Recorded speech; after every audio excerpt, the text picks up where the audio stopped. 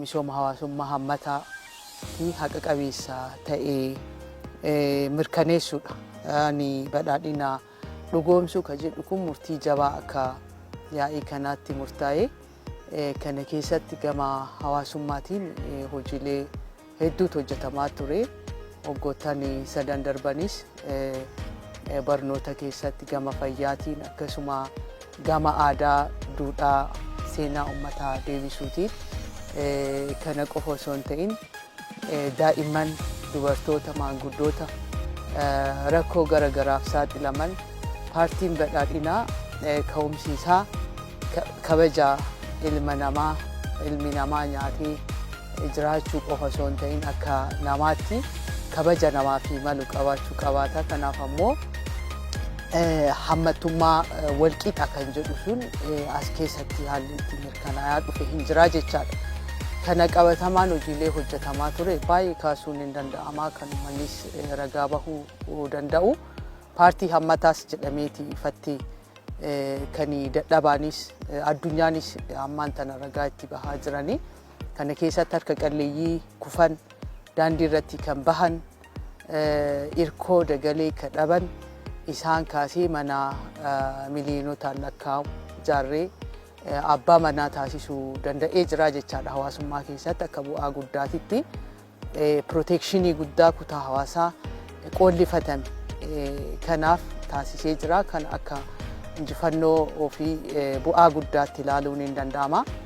Akkasumas hirmaannaa dubartootaa gama hundaan siyaasa keessatti hawaasummaa keessatti diinagdee keessatti misooma biyyaa keessatti akka hirmaatan bu'aa dhufurraallee akka fayyadaman taasisuu keessatti hojii guddaan hojjetamee jira jechaadha.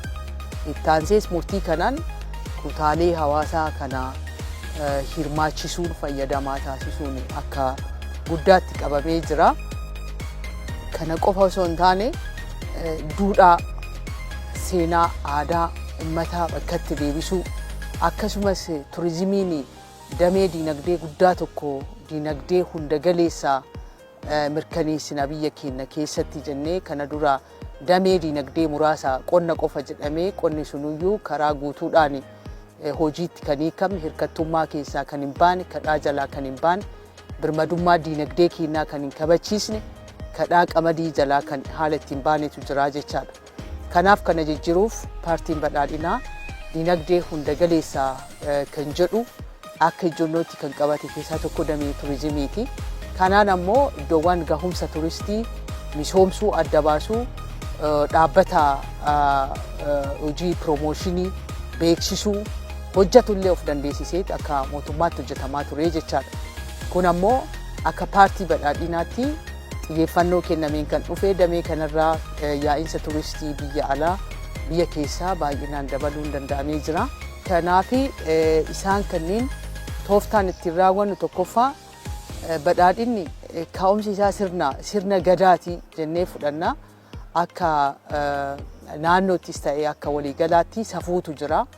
Aadaa uummanni waliin jiraachuu waliif kan qabu qooduu aadaa hojii irratti qabu tokkummaa seenessaa qeenxeerraas gara walootti fiduu keessatti illee uummanni keenya kaleessa waliin jiraataa ture. Isa kana gargaaramnee aadaaf duudhaa uummata keessa jirutti gargaaramnee mariiwwan uummataa sadarkaa hundatti kutaa hawaasaa hunda wajjin mari'achuun hanqinoota jiran sirriitti uummanni murtii kana qabate paartii jabaa mootummaa fi biyya jabduu ijaaruu fi hiikni inni qabu guddaa waan ta'eef gama hawaasummaatiin waan jiru kan rakkoolee kanneen furuu keessatti muuxannoonis jira waan ta'eef hanga ammaatti bu'aan lakkaa'uu dandeenyus jira waan ta'eef uummanni kana ka'umsa godhatee akka galtee guddaatti qabatee marii sadarkaa adda addaatti gaggeessuudhaan murtii kana raawwachuu keessatti uummanni hundi